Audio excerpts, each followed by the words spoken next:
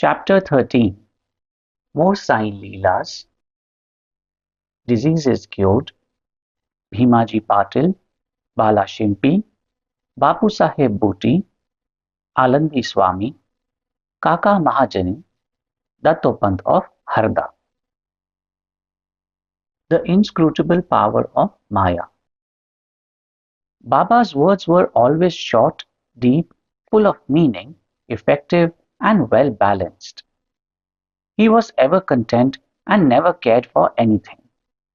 He said, "Though I am a fakir, have no house or wife, and though, leaving off all care, I stay at one place, the inevitable Maya teases me often.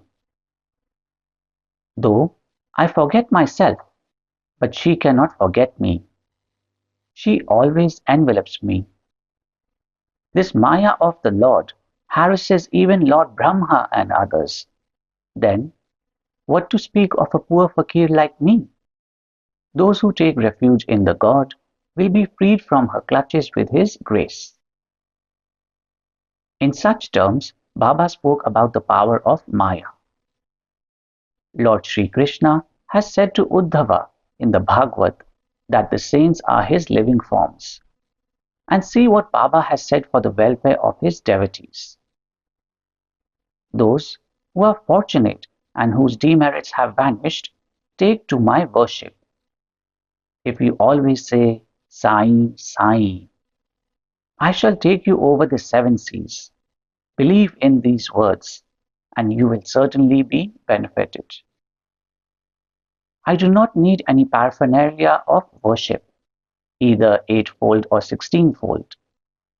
I rest there where there is full devotion. Now read what Sai did for the welfare of those who surrendered themselves to him. Bhimaji Patil.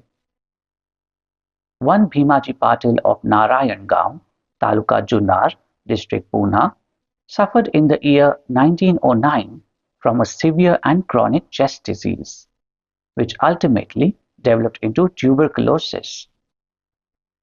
He tried all sorts of pathies, but to no effect. Losing all hopes, he ultimately prayed to God, "O Lord Narayan, help me now." It is a well-known fact that when our circumstances are well, we do not remember God. But when calamities and adversities overtake us, we are reminded of Him. So, Bhimaji now turned to God. It occurred to him that he should consult Mr. Nana Sahib Chandorkar, a great devotee of Baba, in this respect. So, he wrote him a letter, giving all details of his malady and asking for his opinion. In reply, Mr. Nana Sahib wrote to him that there was only one remedy left, and that was to have recourse to Baba's feet. Relying on Mr. Nana Sahib's advice, he made preparations for going to Shirdi. He was brought to Shirdi and taken to the masjid and placed before Baba. Mr. Nana Sahib and Shama were present there. Baba pointed out that this disease was due to the previous evil karma and was not disposed to interfere. But the patient cried out in despair that he was helpless and sought refuge in him as he was his last hope and prayed for mercy. Baba's heart melted and he said, "Stay, cast off your anxiety. Your sufferings have come to an end. However oppressed and troubled one may be, as soon as he steps in the masjid, he is on the pathway to happiness. The fakir here is very kind, and he will cure the disease and protect all with love and kindness." The patient used to vomit blood every 5 minutes, but there was no vomiting in the presence of Baba. From the time Baba uttered the words of mercy, the malady took a favorable turn.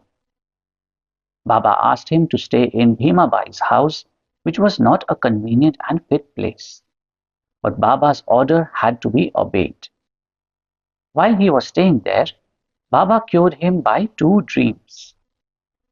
In the first dream, he saw himself as a boy, suffering the severe pain of a flogging, which he received for not reciting his poetry lesson before his class master. In the second dream, someone caused him intense pain by rolling a stone up and down over his chest. With the pain thus suffered in dream, his cure was complete and he went home. He then often came to Shirdi, gratefully remembering what Baba did for him and prostrated before him. Baba also did not expect anything from devotees, but remembrance, unswavering faith, and devotion. People in Maharashtra always celebrate Satyanarayan Puja in their homes every fortnight or month. But it was this Bhimaji Patil who started a new Sai Satyavrata Puja instead of Satyanarayan Vrata Puja in his house when he returned to his village. Bala Ganpat Shimpi. Another devotee of Baba by name Bala Ganpat Shimpi suffered much from a malignant type of malaria. He tried all sorts of medicines and decoctions, but in vain. The fever did not abate a jot, and so he ran to Shirdi and fell on Baba's feet. Baba gave him a strange recipe in this case as follows. Give a black dog some morsels of rice mixed with curd in front of the Lakshmi temple. Bala did not know how to execute this recipe. But no sooner he went home than he found rice and curd. After mixing them together, he brought the mixture near the Lakshmi temple, when he found a black dog waving its tail. He placed the curd and rice before the dog. The dog ate it, and strange to say, Bala got rid of his malaria. Bapusaheb Buti. Shriman Bapusaheb Buti once suffered from dysentery and vomiting. His cupboard was full of patent drugs and medicines, but none of them had any effect. Bapusaheb got very weak on account of purgings and vomitings, and therefore was not able to go to the masjid for Baba's darshan. Baba then sent for him and made him sit before him and said, "Now take care, you should not purge any more," and gestured with his index finger. "The vomiting must also stop." Now look at the power of Baba's words. Both the maladies disappeared, and Buti felt well. On another occasion, he had an attack of cholera and suffered from severe thirst. Dr. Pillai tried all sorts of remedies, but could give him no relief. Then he went to Baba and consulted him as to what to drink that would allay his thirst and cure the disease. Baba prescribed an infusion of almonds, walnuts, pistachio boiled in sugared milk. This would be considered a cause of fatal aggravation of the disease by any other doctor or physician. But in implicit obedience to Baba's order, the infusion was administered, and strange to say, the disease was cured. Alandi Swami. A Swami from Alandi, with a desire to take Baba's darshan, came to Shirdi. He suffered from a severe pain in his ear, which prevented him from getting the sleep. He was operated for this, but it served no purpose. The pain was severe, and he did not know what to do. While he was returning, he came to take Baba's leave, when Shama requested Baba to do something for the pain in the Swami's ear. Baba comforted him, saying, "Allah acha karega. God will do good." The Swami then returned to Pune, and after a week sent a letter to Shirdi stating that the pain in his ear had subsided, though the swelling was there, and in order to get the swelling removed, he went to Mumbai for operation. But the surgeon, on examining the ear, said that no operation was necessary. Such was the wonderful and potent effect of Baba's words. Kaka Mahajani. Another devotee named Kaka Mahajani suffered once from diarrhea. In order that there should be no break in his services to Baba, Kaka kept a tambia pot with water in some corner of the masjid, and whenever there was a call, he would go out. As Sai Baba knew everything, Kaka did not inform him of his disease, thinking that Baba would of his own cure it soon. The work of constructing the pavement in front of the masjid was permitted by Baba, but when the actual work began, Baba got wild and shouted out loudly. Everybody ran away, and as Kaka was also doing the same, Baba caught hold of him and made him sit there. In the confusion that followed, somebody left there a small pouch of groundnuts. Baba took a handful of groundnuts, rubbed them in his hands, blew away the skins, and gave the clean nuts to Kaka and made him eat them. Scolding and cleaning the nuts, and making Kaka eat them went on simultaneously. Baba himself ate some of them. Then, when the nuts were finished, Baba asked him to fetch water, as he felt thirsty. Kaka brought a pitcher full of water. Then, Baba drank some water and made Kaka also drink it.